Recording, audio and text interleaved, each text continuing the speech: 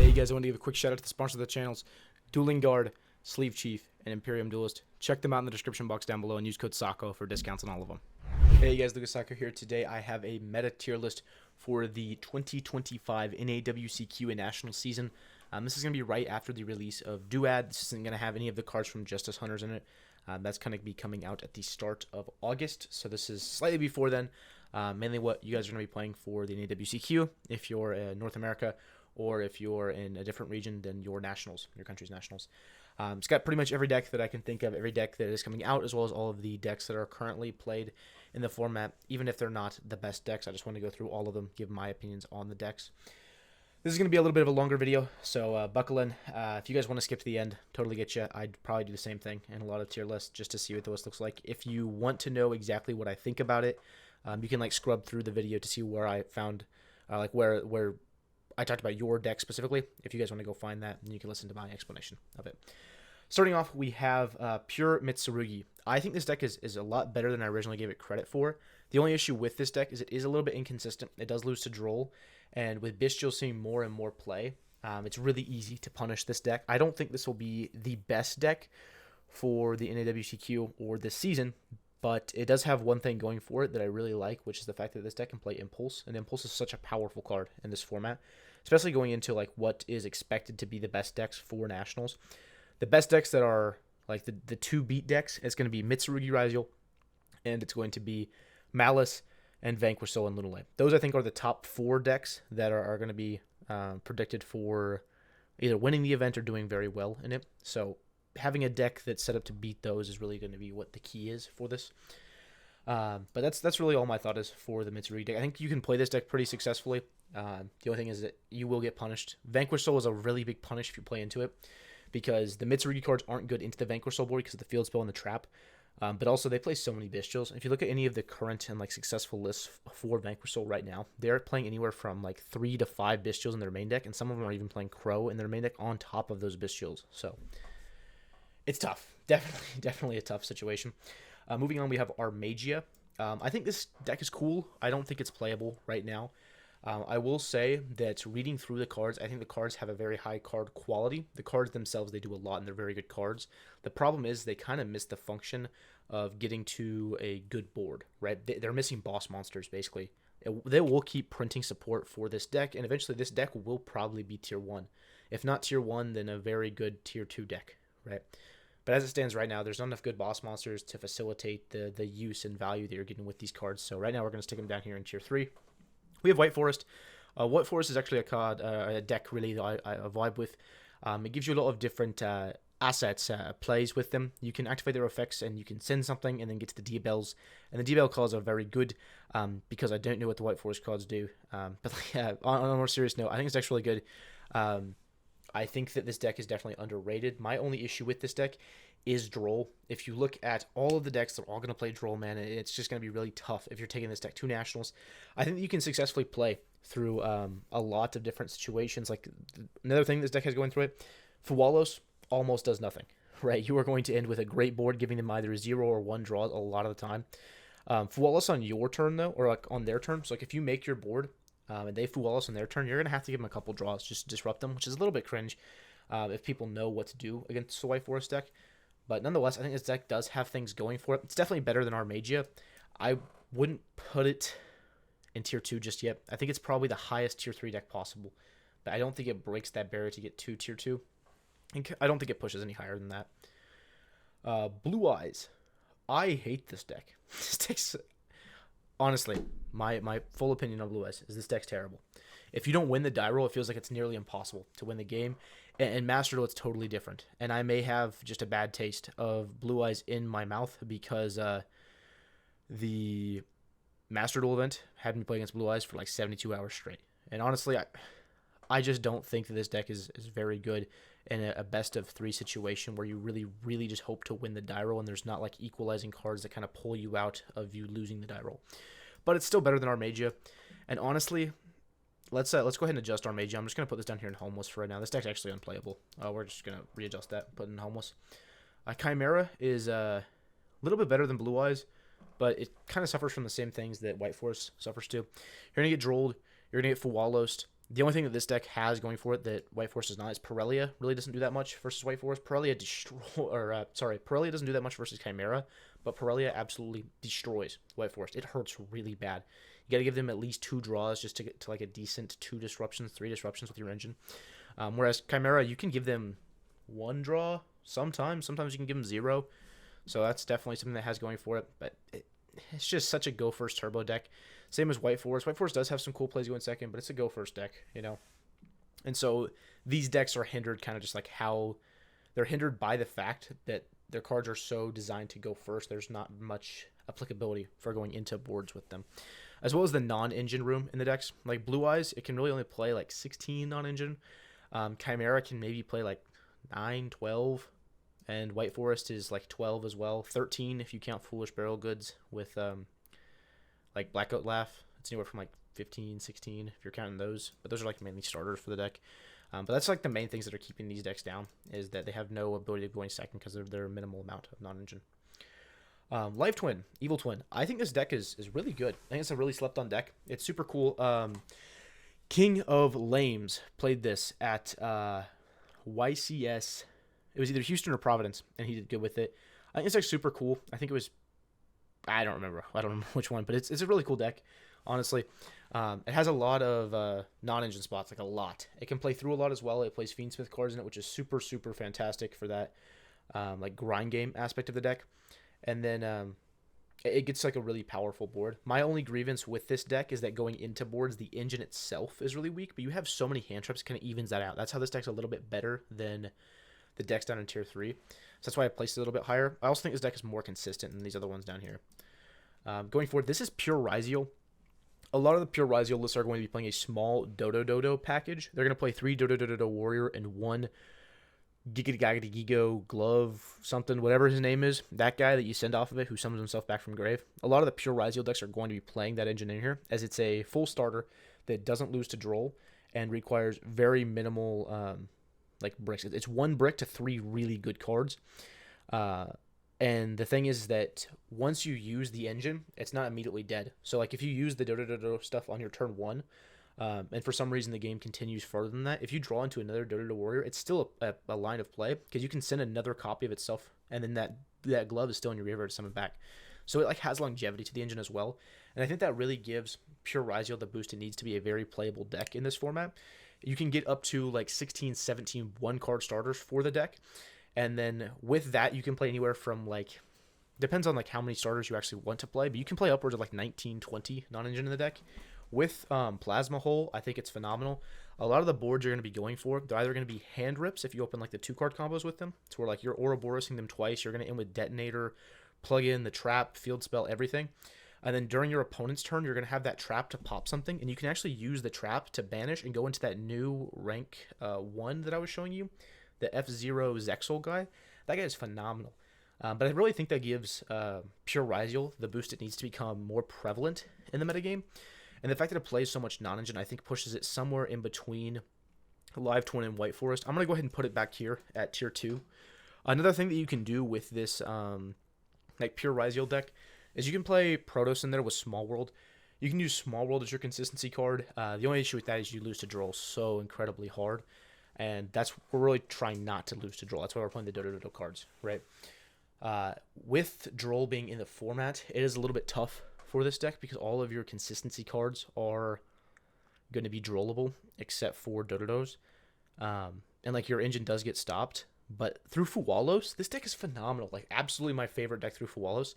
Like, White Force can give them 0 draws all the time, and you can get to, like, this cool half board that has some good disruptions on it. But with Ryzeal, you legitimately give them 1 draw for a duo drive.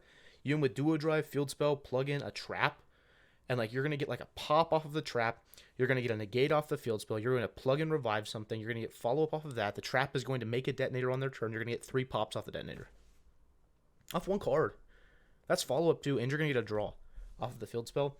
And so I really like this deck for this format. I'm just not sure if the low power, like the low ceiling of the deck, will make up for the fact that it has so much consistency now, because it is a very like low-to-the-ground deck, just get the job done type deck. Doesn't have a lot of explosive power to it.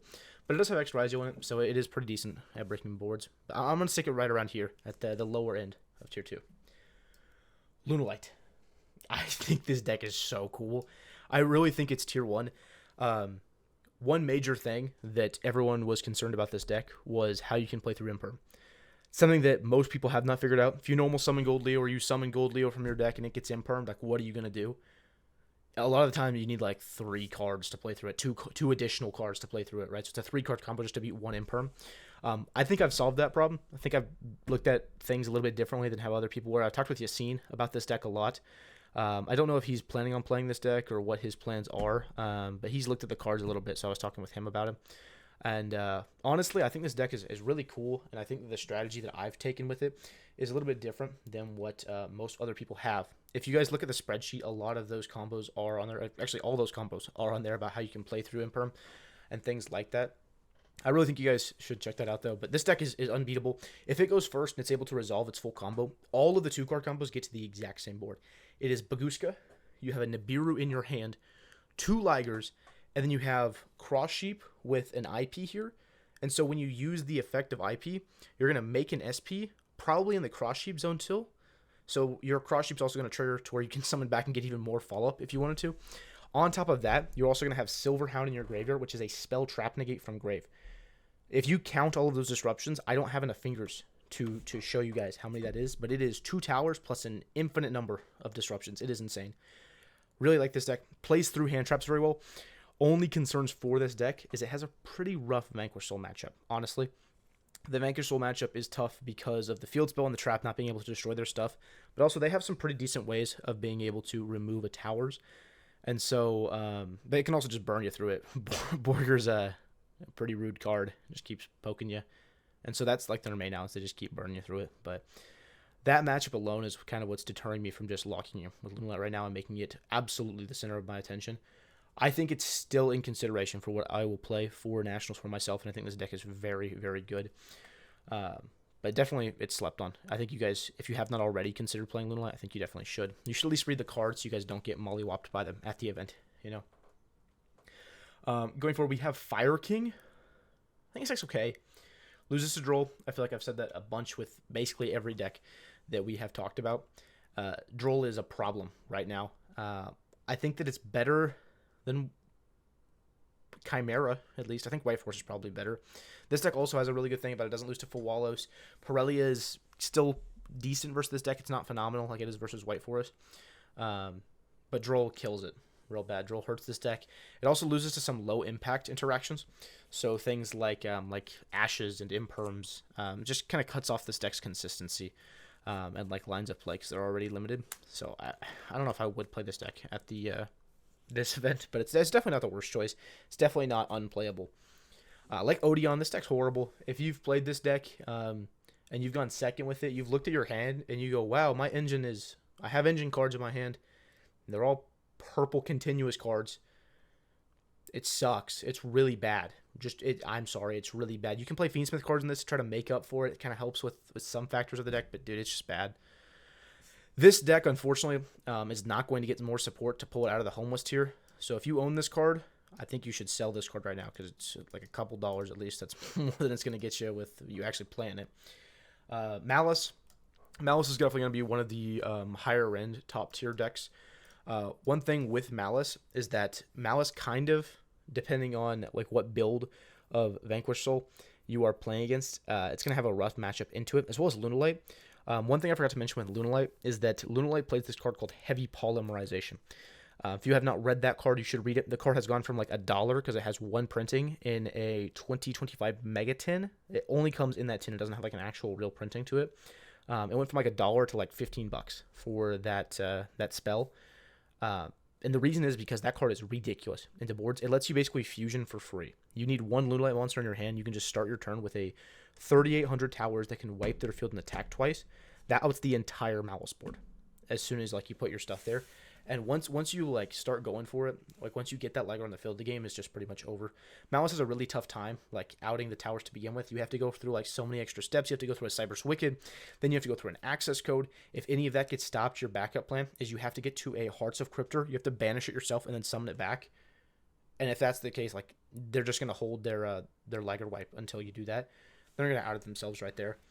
But I will say that Malice does have the factor going for it that if it goes first, it is going to draw infinite, and I mean infinite cards.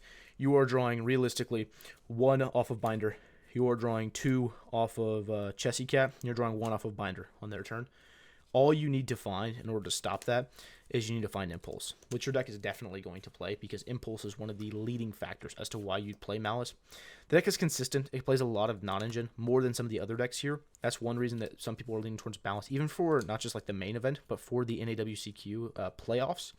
They are leaning towards playing Malice because the deck has a higher ceiling to it, and the amount of non-engine helps even out the matchup when you're going second. But, like I was talking about with the Vanquish Soul matchup, it can get unfaired out of the game. If it gets land seed, it's really tough, no matter what the situation is.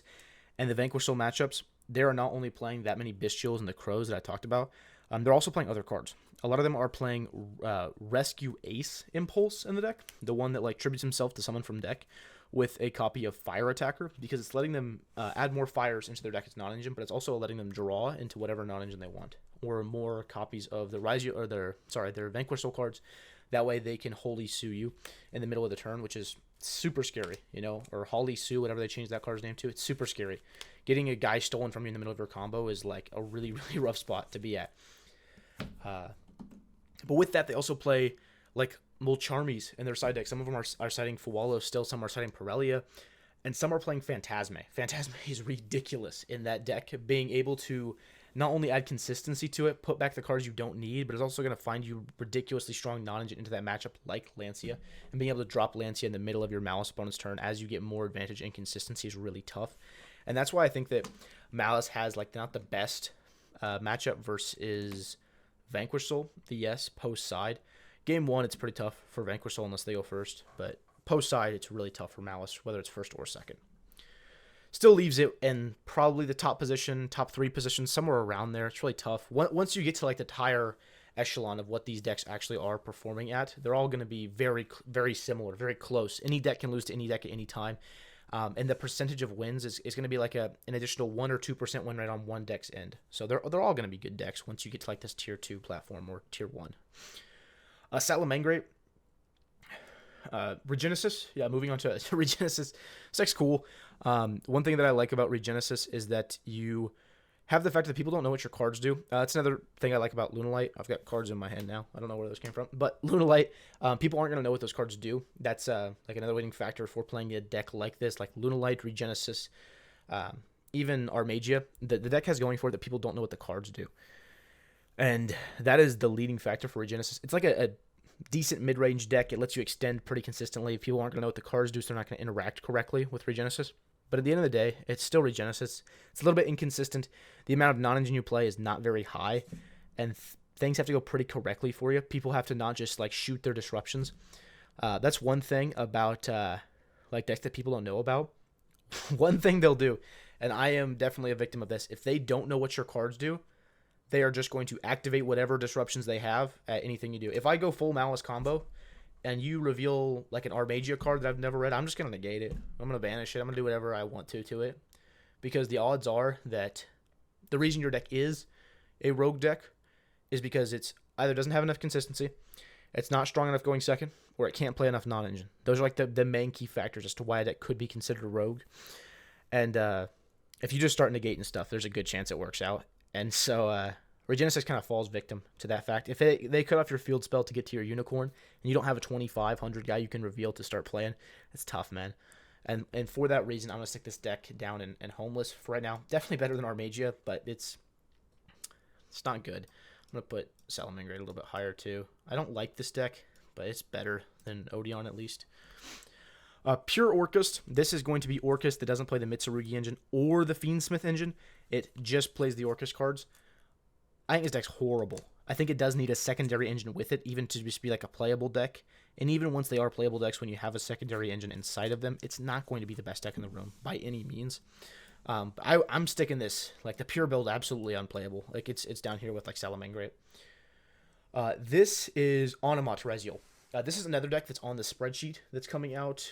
Should have come out yesterday, actually. It should already be out. I'll put a link to it in the description if you guys want to look at it. But this deck's cool. definitely plays through a lot of hand traps. So if you have like Imperms, Ashes, Veilers, things like that, Ogres, those hand traps, it's going to eat them up. You know, it plays through a lot of things like that. So many different extenders in the deck to play through them and punish them. But it does get hit by Droll pretty hard. Good thing about any Ryzeal variant, if it does get Drolled, it's got the backup plan of going to Detonator. And Detonator is a problem.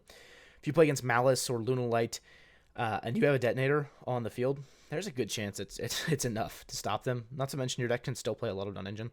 And this build, I think it's close to 18, maybe 19 non-engine. I don't remember the exact amount in a 40 card list that it plays. But this deck definitely has a higher ceiling than Pure. You're able to hand rip 2 end with the Zex on every single board and the Detonator and Cross. But you also have like more consistency, more lines of play through things. And you do have that factor of people don't know what your cards do, so they're going to interact with them poorly. The cool thing about this is that it's a little bit different than Regenesis, right? If they interact with your cards just as they see the point to Imperm them or Ash Blossom them, they're going to lose because the cards are going to trigger when they're detached, and they're going to get more bodies. So they're going to waste a card from your hand. You're still going to have lines of extension through it. I think this deck is definitely pushing the tier 2 category.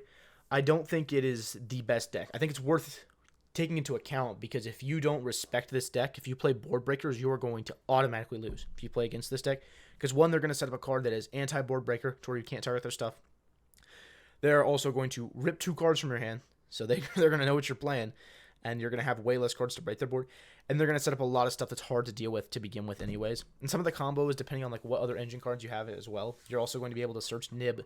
You can Emerald, put all your engine back, get extra draws. You can do Garrus if you need to. I mean, it's still a Ryzeal deck. You play against Malice or Lunalight going first. I mean, you can always 7 Tachyon and just straight up search for a Lancia and make it really hard for them. But that's really my thoughts about the Onomat Ryzeal deck. I think it's a lot. I think it's better than this Pure deck at least. Is it? Let me see here. It's probably better than Live Twin. I'd probably put it right here. It's like towards like the middle of tier 2, maybe the higher end of tier 2, just because of how powerful the deck is when it goes first, and the fact that it does play non-engine to help even out when it goes second. But yeah, that's really my thoughts on it. I think this deck is definitely worth taking into consideration for the event. All right, Orchest Mitsurugi. This is a deck that a lot of my local players have been playing. Shout out to Nathan Lamar Mills, my absolute king and GOAT, for topping the Little Rock, Arkansas regional with this deck, as well as shout out to Vang and Koa. I'm so sorry, I always get his name wrong. But they like all play this deck. They really like this deck. This deck's cool. I think this deck is pretty good. The only problem with this deck is Bestials. We are going into a format where there will be a lot more Bestials in the main deck, specifically because Vanquish Soul is coming in and is going to be a major part of the format. The K9 cards are not being out yet, still doesn't fully deteriorate people from playing Vanquish Soul, and Vanquish Soul is not a bad deck, it just likes a little bit of consistency.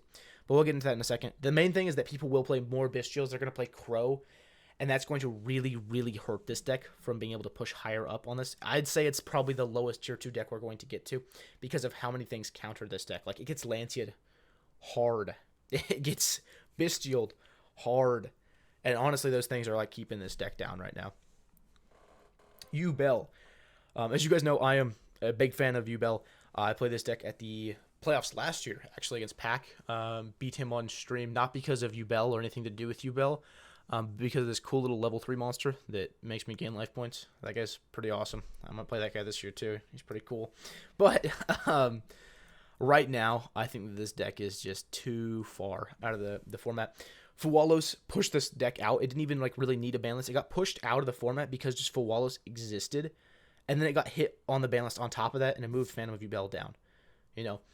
So that's what's really keeping this deck down right now, though. Droll is also like a big factor as to something that's hurting this deck. But honestly, this deck can be really explosive. So it's definitely not like unplayable, but there's definitely better options. We have Mitsurugi Ryzeal. There's 2 ways to play this deck right now, and honestly, it really depends on which build you play as to how I feel about your deck. There is the build that plays more Ryzeal cards, right? It's going to play Cross in the deck. It's going to play Star Ryzeal. It's going to be very similar to what Charlie won the Rhode Island YCS with. Basically, it's just going to be a heavier Ryzeal package instead of a heavier Mitsurugi package for the deck. But if you look at the nationals that happened in Germany and the nationals in the UK, A lot of those decks are starting to lean towards a higher Mitsurugi package. They're playing pre-preparation of rights in their main deck. They have lowered down the Ryzeal quantities to where they're not even playing cross at all. They're just relying on their Mitsurugi cards being able to generate enough resources through Nib that they don't need that hard negate to play through it, which, to be honest, it's a really good game plan.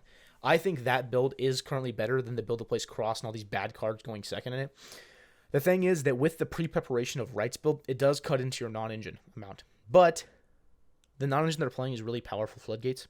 So they're playing 3 Purerisals, 3 Fuwalos, 3 Drolls. On top of that, they can play like Ash Blossoms. They can play Talents, Called by, Cross Out, a bunch of other things to help you play through the board as well. Because as long as you don't get like drolled going second, you can do a lot of damage to a board and even like fully break a board and win the game that turn and OTK them because of the Mitsurugi cards. But I think this deck is pushing into tier 1 as well. I'd probably say it's right around here, somewhere in between these top 3 decks. Like I said, the difference in win percentages with these decks is going to be so minimal that it's hard to like classify exactly which one's the best, which one is the second best, but they're all going to be around here. Anything that you see in this top 1 category, I would say go ahead and mark them as equal power level decks. But I really like this deck. I think if you're playing the cross stuff, it's probably closer to a tier 2 deck. Probably worse than Mitsurugi Pure. But if you're playing like the pure Mitsurugi package with Ryzeal stuff, that's super cool. And it's just generally better.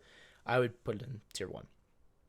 We have Unchained. I think Unchained's a cool deck as well. Shout out to Aditya Drop, my goat, my king, my Indian goddess. He is known for playing Unchained. I think this deck's super cool right now. Fuwalos basically kicked this deck out of the format, though. It's probably down here with you, Bell. I'm not going to touch much on that since it's such a minor deck. Here is another Mitsurugi Ryzeal variant, though. This is going to be the one that plays Fiendsmith cards in it. There is an amalgamation pile that plays 60 cards. There's one that plays 50 cards. There's one that plays 60 cards with Protos in it. There is like a 45 card build that plays Ryzeal stuff, Mitsurugi stuff, and Fiendsmith stuff. This deck, I think, is just generally worse. I think for some reason it's opening your deck up into playing it Fuwalos more, whereas you can play the pre-preparation of rights build that plays around Fuwalos really, really well. Engraver doesn't really help you play around Droll too much. It lets you get to 2 bodies. Once you have 2 bodies and you're not locked by any Ryzeal effects, you can get to a very good board through Droll. But honestly, it doesn't really help you. Like, if you start with the Fiendsmith stuff, like if you start with Activate Engraver, it's real tough into Droll. If you start with Activate Tract, it's okay. You can get to like the same board I was talking about, as if you had 2 bodies. But you're not going to have any extension from there. You're not going to have Ryzeal plays with that. You're not going to be able to really Mitsurugi them. And honestly, I just don't think there's a point of adding the Fiendsmith cards to your deck. I think it literally makes your deck worse by adding the other engine. Then we have Orchest with Fiendsmith stuff in it. This is definitely the worst version of the deck. I'd say it's probably a little bit worse than White Forest. It's still better than Fire King, though. I'd probably put it right around here. The problem with this deck is that it sucks and it still gets Bestialed really hard, but it doesn't even have like the better engine of it. Like, if you're going to play like a secondary engine with Orchest, why would you not play like one of the most powerful engines in the game right now? You're playing like one of the most powerful engines that was powerful a year ago. You know, like Fiendsmith stuff came out a year ago. It somehow survived a year without getting hit on the ban list. It can't be that broken if it's still been a year and like basically none of the engines touched on the ban list. So I would say it's just generally worse than the Mitsurugi build. Moving on, we have Fiendsmith Ryzeal. I have no idea how Shuping topped with this deck and did very well with the deck at second place. This deck blows, man. It's really, really bad.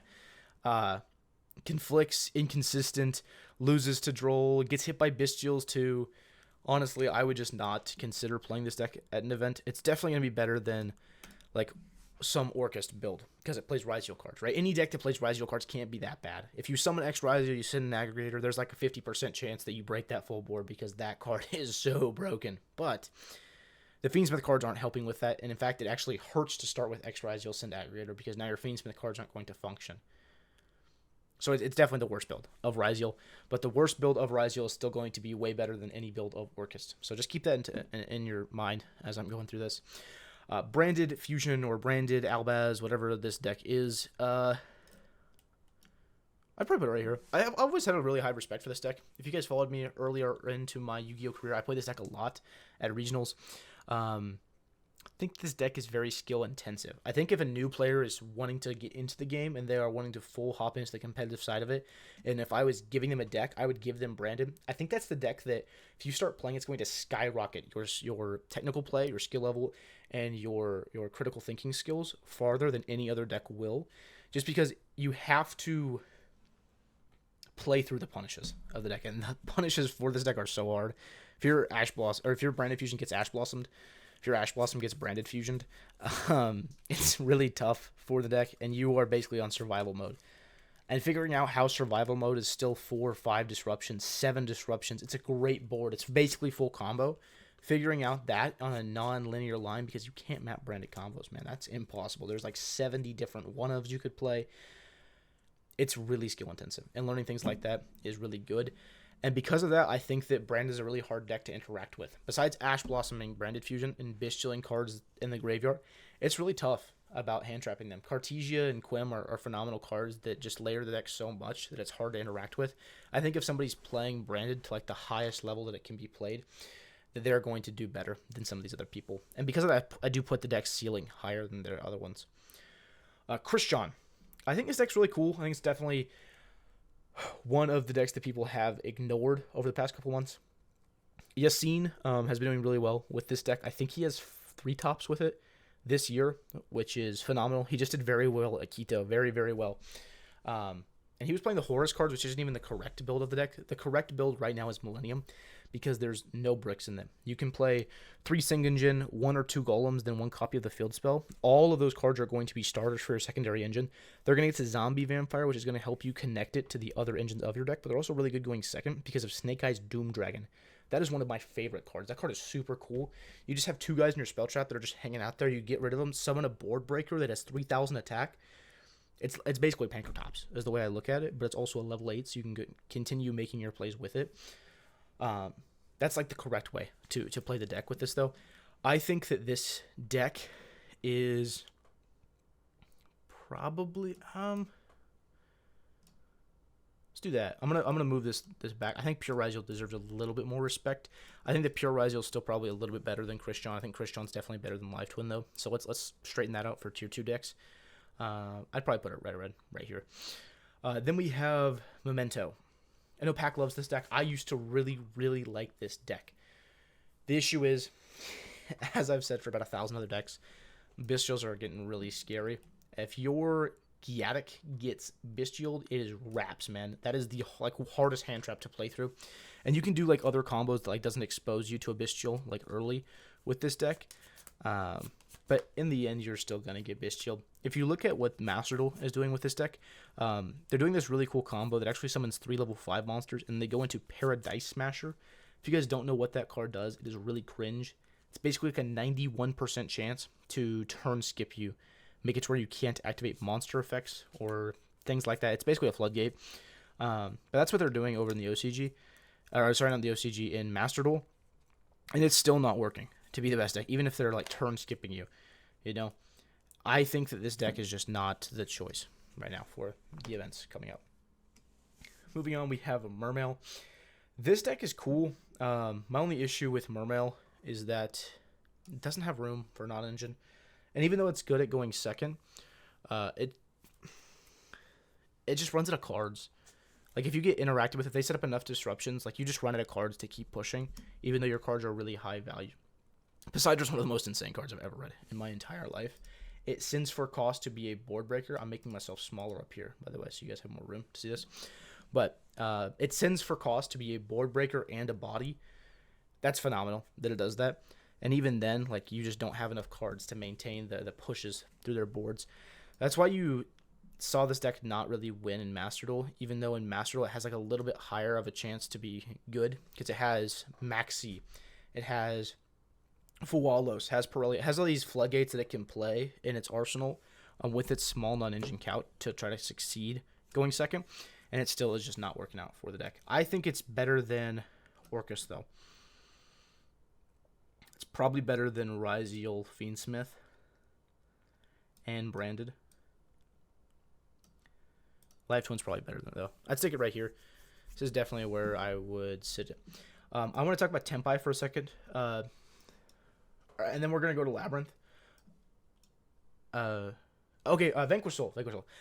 This is a super cool deck. I'm really excited to play this deck in the next coming format. Not saying I'll play this deck for Nats. Like I said, haven't even decided what I'm going to play. It's probably going to be one of these top 4 decks, though. If you guys look up here, these top 4, it'll definitely be one of these top 4 decks. Or maybe it won't, but I think these top 4 decks are the ones that you should respect the most. Vanquish Soul is really cool. It's a consistent deck. I ran like a math hyper geometric calculator on it. You can get to about 93.5 consistent with this deck, which is right in the sweet spot. You want your deck to be anywhere from 93 to 95% consistent, and so it's hitting that marker wherever you want it to be, which is really cool because Vanquish Soul was usually a super inconsistent deck, and the only thing that helped it succeed was when you did draw a lot of those engine cards. It helped you push through whatever you needed to, right? So I do think that Vanquish Soul is consistent enough to be the best deck. The only thing is that your non-engine that you play in the deck does have to kind of align with certain attributes in order to get your deck to function. But I think that we found those right solutions. If you look at the spreadsheet that's in the description, I put like real deck lists in there. The things that I would actually play at a YCS.